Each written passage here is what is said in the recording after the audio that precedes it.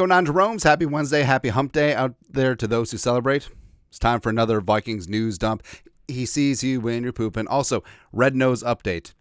I feel like it's getting better, right? And the pimple finally burst. I don't know if you've ever seen Old Faithful. I don't know, man. But it was funny. When we were doing videos yesterday, I was sort of self-conscious about it because it was really red. And I tried some of my wife's makeup, but it doesn't match my skin tone because she's probably the whitest person on planet Earth. You remember the movie Powder? That was about her. But so I ended up looking like Michael Jackson. Hee. I didn't like it. Anyways, I don't know how TV people wear makeup because it sucked. Anyways, something that doesn't suck is NFL trade deadline coming up. And trades are awesome, man. So the headliner and the first one was, of course, Davante Adams being traded to the Jets for a conditional third that can become a second. Remember when the Eagles traded a third for Jahan Dotson? So here's the thing. The Jets are having trouble right now. Aaron Rodgers is past it. Oh, but he completed a Hail Mary. Don't care. They're on interim head coach. Nathaniel Hackett's garbage. Same thing with the replacement OC, the pride of Eden Prairie. And they have problems with offensive line, kicking, play calling, but Davante Adams at 32 years old just solves all that. Nah. Like, this is – the Jets are 2-4. They're going to be 3-7 really quick, and it's just ridiculous. But there is good news. So Davante Adams has been part of the whole Taco Bell ad campaign, and the commercial – kind of good commercials, right? Where they have Davante has a Taco Bell in his house. Well, Taco Bell got in on the joke because after Davante got traded, they listed at an undisclosed address, which is pretty close to an undisclosed location, at Las Vegas, a 8-bed, 10-bath, 7,400 square foot house with a Taco Bell, which is really, really funny, man. Why'd they take Davante Adams? Like, why didn't they get an actual star like Justin friggin' Jefferson? I don't know. Like, maybe Jets is more of a Taco John's guy because he identifies with the Midwest. Oh, there you go. Also traded was Amari Cooper, who went from not even the outhouse. Is just, I mean, the Browns' offense right now isn't even the outhouse. It's just a hole, like out in the ditch. Right, but he goes from the hole in the ditch to the penthouse, outhouse, penthouse, blah, blah, blah. But he goes to the Bills and Josh Allen. I think this is going to be a great trade. And, the Browns trading Amari and a 6th to get back a conditional 3rd and a 7th. That's a hell of a deal, right? And if the Vikings actually needed receiving help, I would have swung at this one. Now, I know what you're saying, well, they could have, but nah. Yeah, I think Amari's going to do good things with the Bills, but they definitely need help on the outside. They haven't really replaced Diggs, even though Shakura's fine when he's healthy. Keon Coleman hasn't really been part of it. Curtis Samuel's been a huge disappointment so far, but yeah, I think this is a really good spot. Also, part of the trade, Cam Akers is back, which is fantastic. So the Vikings had a 2026 6th for Cam Akers and a 2026 7th. So late round pick swap. It's good to have Akers back.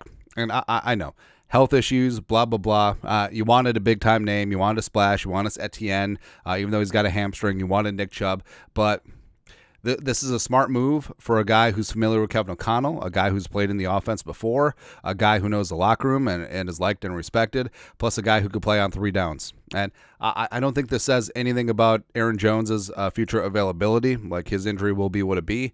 But I think this is more hey, Jones getting hurt as a wake-up call because we need to add depth to that running back room. So I think it's a good move for not a whole lot, and also his minimal deal is prorated anyway. So the Vikings are going to be good to go. Also, unfortunately, for 2025 free agency news, the stupid Lions, the low-energy Lions, they re-signed one of their high-energy players. So the real deal with Aleem McNeil, the pride of NC State, got inked up to a 4-year extension, and that sucked because Aleem was one of my gotta-haves in free agency next offseason because take him away from the Lions, put him on the Vikings, quick penetration as well as solid against the run, but not meant to be. Now he's dead to me. I'm just kidding. But hopefully the Vikings' interior offensive line will contain him. But hopefully the Vikings' interior offensive line will get things done against him. I wonder if Aleem is going to be lining up against Ed Ingram a lot on Sunday. It's kind of weird, man. Also weird is the Lions, the Packers, and the Bears have played the top 5 easiest schedule so far, and they have a top 5 hardest schedule the rest of the way, mainly because they have to play the Vikings 5 times total. Not saying, I'm just saying. But, everyone's hyping up the Lions. Oh, the Lions are 4-1. Oh, the Bears are 4-2. Oh, the Packers are 4-2. Farrawads. Especially the Lions, by the way, because, hey, they've been christened like the greatest show on turf 2.0, one of the best offenses in National Football League history, blah, blah, blah, blah, blah, because they put up 47 points on a bad Cowboys defense that has a myriad of injuries. DeMarcus Lawrence on IR, Kendricks was out, Micah Parsons, maybe you've heard of him, he was out too, and then Seattle is basically missing half their defense, and the Lions were at home, so congratulations on that. But remember, first 3 games, the Rams have a bottom 3 defense, and even did at that time, and it took overtime to beat Matthew Stafford. And then Tampa, you only put up 16 points at home against the Bucs defense. And then at Arizona, you only put up 20 on a very bad Cardinals defense. So let's not quite crown them the 2007 Patriots quite yet. Can't wait to see what they do on the road against a real defense, not on the road against a Zimmer defense like last week. Just give it time, man. Also, hey, Lions, this is great too. So yeah, they beat Seattle, but Seattle's now 3-3. But they beat the Rams, who are ass. Beat the Cardinals, beat the Cowboys, who are also ass in 3-3, and beat Arizona. Where is your win over a team that's over 500? Where is it? What happened? Yeah. And also the 2 teams that they beat that are 500, the Seahawks and the Cowboys, were decimated by injuries. So I'm not going to say that they're Farrawads, but they kind of are, right? And of course, the game against the Cowboys got weird and personal because, the Lions, they should have beat Dallas in Dallas last year, but Dan Skipper did not report as eligible. He did, but also so did Taylor Decker. He walked over there to the official. Official wasn't listening because they're tired of the Lions games, and then Dan Campbell went for it like 17,000 times. But yeah, blame the refs. Yeah, but against the Cowboys, this is from part of my take, tried throwing a touchdown pass to Taylor Decker, ran hook and ladder to Penei Sewell, let Dan Skipper run routes as a wide receiver. He had some moves, man. Frankly, I think that he had better wide receiver moves than Kelvin Benjamin, and also flea flicker to Sam Laporta for a touchdown, which worked out pretty damn good. So they were emptying the bag. Although I'm sure that that Ben Johnson has more stuff, and Dan Campbell going to call a trick play every single time, but it's okay. You know what's weird? If this wasn't the Cowboys, like if they did this against, you could say, I was going to say Seattle, but Seattle's, people don't like Seattle. Well, if they did this against the Rams, let's say that they were beating the piss out of the Rams, and then they started to bust out all the trick plays, then this would be disrespectful to the game, right? But the fact that it happened against the Cowboys, I'm kind of all right with. And also, there's no such thing as running up the score if you're a professional. Right, you're paid to stop them. You don't want them celebrating the end zone. Stop them. Go ahead. And also, Ben Johnson's got a ton of trick plays, but I feel like Brian Flores got some ish too. Best line of his press conference yesterday. Quote: when asked how he's going to defend a play caller like Ben Johnson. Quote: I try to fight fire with fire. That's just me. And that smirk. I love Brian Flores, man, and I cannot wait until they get after Jared Goff's ass, put him on the turf dozens upon dozens of times, sack him 8-9 times, couple interceptions. Woo, baby, bring it on. You know what's going to happen is in the first quarter, Ben Johnson's like, hey, Jared, why don't you try to throw it to Penei Sewell, who's eligible? Ho, ho, ho, ho, ho. And then Van Ginkel's going to have a pick 6 because he saw that on film. It's going to be good. It's going to be a hell of a game, man.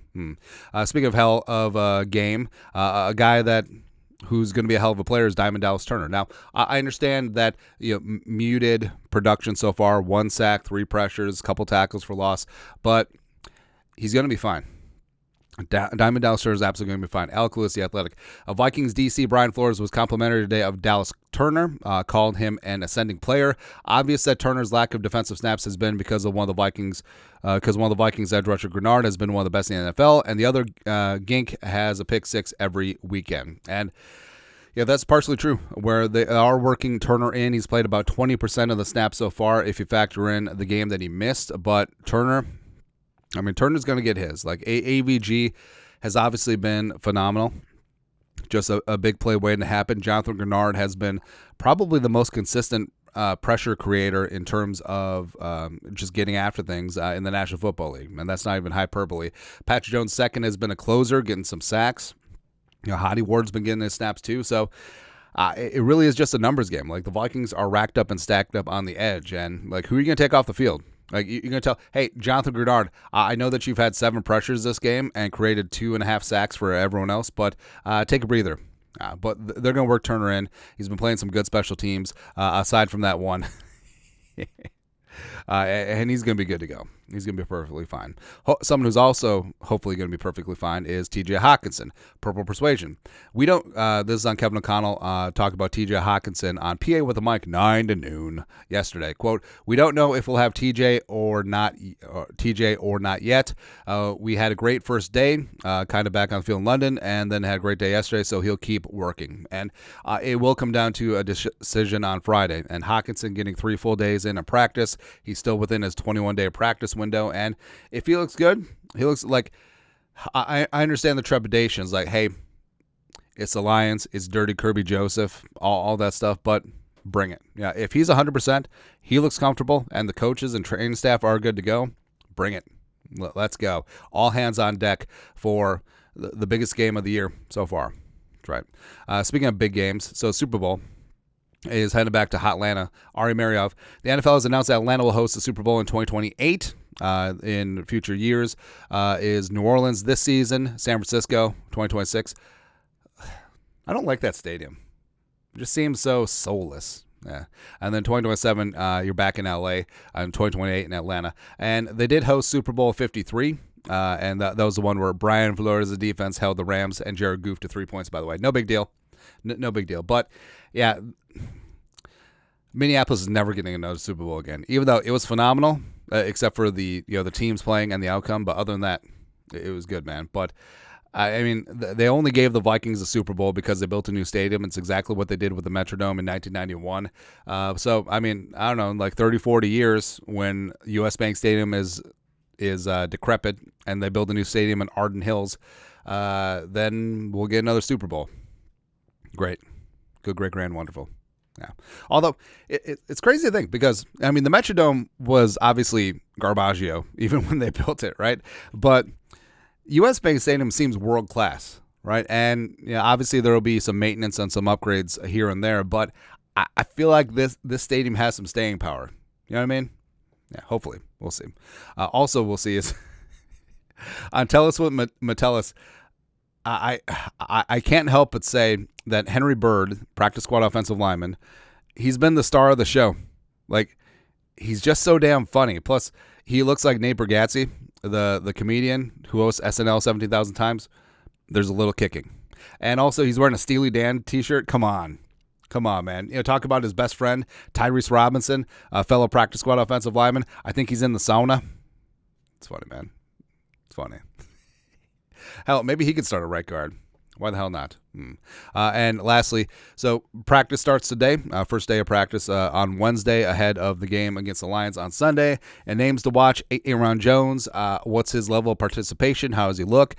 Blake Cashman at the Monday walkthrough had a compression sleeve and ice on his calf. So see how that affects him this week. And of course, Hockenson, right? So we'll see how he practices and responds to practice over this week. And maybe he'll be out there against the Lions, maybe not, but it's a big game. Hopefully it's going to be all hands on deck, but hopefully everyone's going to be 100%. So we will see.